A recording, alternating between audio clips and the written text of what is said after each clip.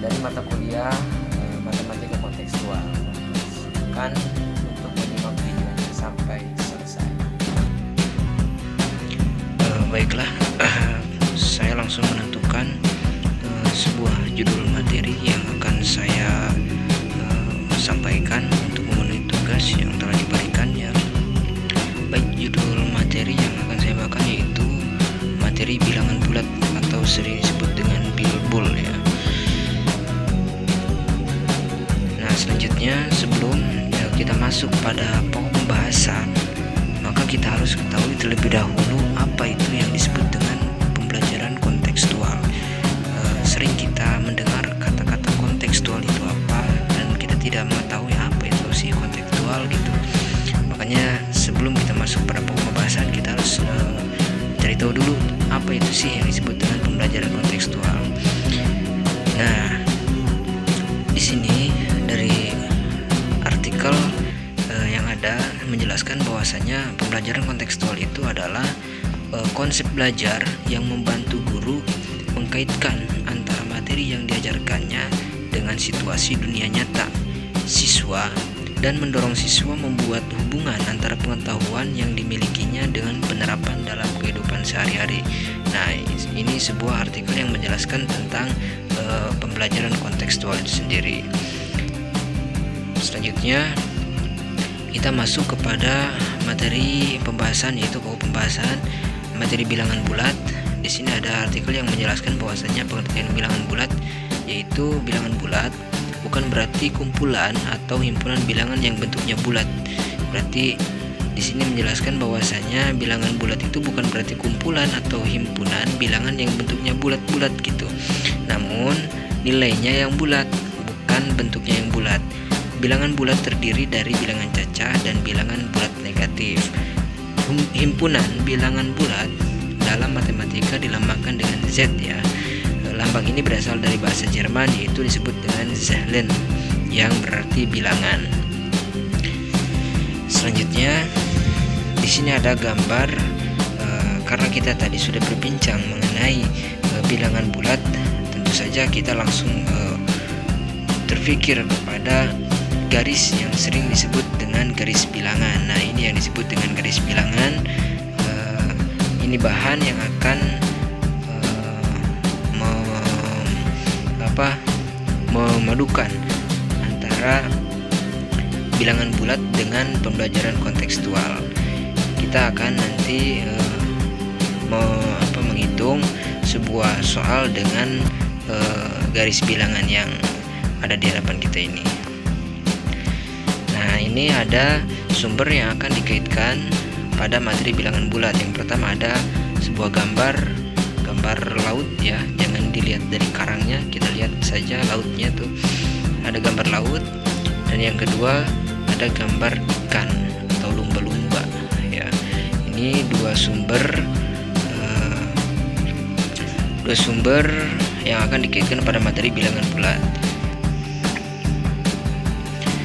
Selanjutnya dari hasil penguraian materi bilangan bulat tadi, kita dapat menyelesaikan sebuah contoh soal sebagai berikut ya.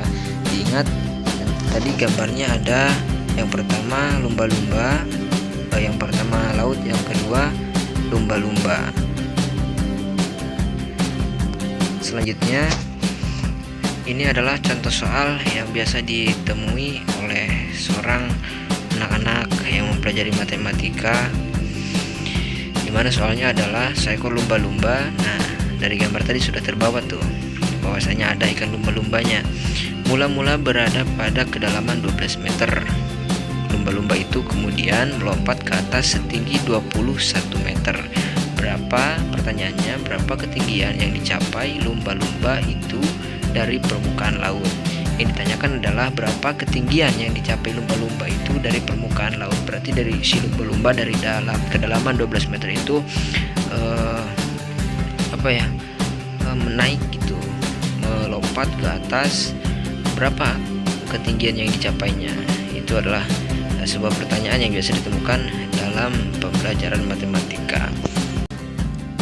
Baiklah, kita langsung masuk pada langkah penyelesaian daripada soal yang sudah dibacakan tadi di awal. Ini ada sebuah gambar garis yang disebut dengan garis bilangan, sering ditemukan dalam perhitungan matematika. Namun di sini juga pada materi bilangan bulat, garis bilangan ini kita akan gunakan. Nah, di atas kita baca diketahui ya, 0 sama dengan permukaan laut. Mana 0? Lihat di titik garis bilangan. Nah, 0 itu ada di garis yang paling tengah ya, titik merah paling tengah itu ada 0 sama dengan permukaan laut. Nah, ini keterangannya ada. Kemudian posisi awal lumba-lumba sama dengan kedalaman 12 meter ya. Posisi awal lumba-lumba sama dengan kedalaman 12 meter. 12 meter itu posisinya ada di mana? Nah, untuk posisi angka 12 itu kita letakkan pada posisi 12 yang negatif sebelah kiri. Nah, di sini titik yang sebelah kiri. Nah, keterangannya juga ada di sini, ada di kolom yang biru, namanya posisi awal lumba-lumba. Selanjutnya, kemudian lumba-lumba melompat ke atas ya, sama dengan setinggi 21 meter. Nah, untuk menghitung ketinggian 21 meter itu kita tinggal menghitung saja nanti dari titik awal posisi lumba-lumba ya, di titik yang ini posisi angka 12 kita hitung 21 titik kemana akan ditujukannya sebuah titik posisi akhir lumba-lumba melompat. Nah, untuk menentukan, nah di sini ditanya ketinggian melompat lumba-lumba dari permukaan laut, yang ditanyakan ketinggiannya ya dari titik awal. Titik awal yang angka 12. Nah, di sini kita hitung 21 ke sebelah kanan. Maka hasilnya adalah kita hitung sama-sama 1 2 3 4 5 6 7 8 9 10 11 12 13 14 15 16 17 18 19 20 21. Maka perhitungan di angka 21 tepat pada angka 9 ya, di titik yang angka 9 ini. Nah, ini adalah sesuai keterangannya ketinggian yang dicapai lumba-lumba setelah melompat 21 meter ya, 21 meter yang ini dari permukaan 12 meter yang ini. Melompat lumba-lumba hingga ketinggian 21 meter tepat pada angka 9 ya. Tepat pada angka 9. Nah, selanjutnya cara perhitungannya cukup dengan menjumlahkan angka terdapat pada soal. Nah, untuk menghitung kita tinggal menjumlahkan saja, tidak ada kurangi, tidak ada bagi, dan juga tidak ada kali, cukup menjumlahkan angka-angka yang ada.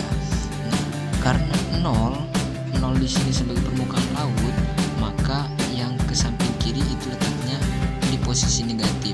Negatif 12 ditambah ya, negatif 12 yang ini ditambah dengan angka 21 yang ini. Nah, kita lihat lagi. Nah, angka 12, negatif 12 ditambah dengan 21, maka hasilnya sama dengan 9. Bisa dibuktikan dengan kalkulator ya kalau ada. Maka angka 9 inilah yang menjadi titik ketinggian lompatan lumba-lumba dari permukaan laut. Nah, berarti dari permukaan laut kita bisa menentukan bahwasannya, nah dari sini lumba-lumba meloncat dari permukaan laut itu hingga 9 meter. Maka hasilnya adalah 9 meter ya. Nah, hasilnya adalah 9 meter ini. Selanjutnya kesimpulan, karena sering kita melihat lumba-lumba di laut ya, maupun ikan sejenisnya yang meloncat seberapapun ketinggiannya, terkadang kita suka bingung berapa ya tinggi loncatannya gitu, berapa kedalamannya. Disitulah kita suka bingung, kita hanya melihat saja. Nah, dengan perhitungan seperti tadi kita menggunakan garis bilangan, kita bisa mengetahuinya. Dari hasil uraian tadi kita dapat mengetahui dan mengukur tinggi dan rendahnya lompatan lumba-lumba dari permukaan laut maupun dari kedalamannya.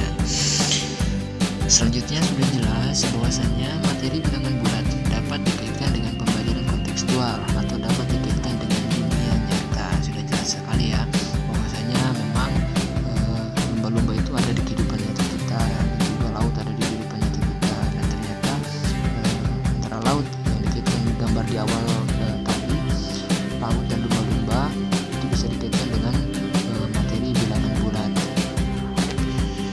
berikutnya.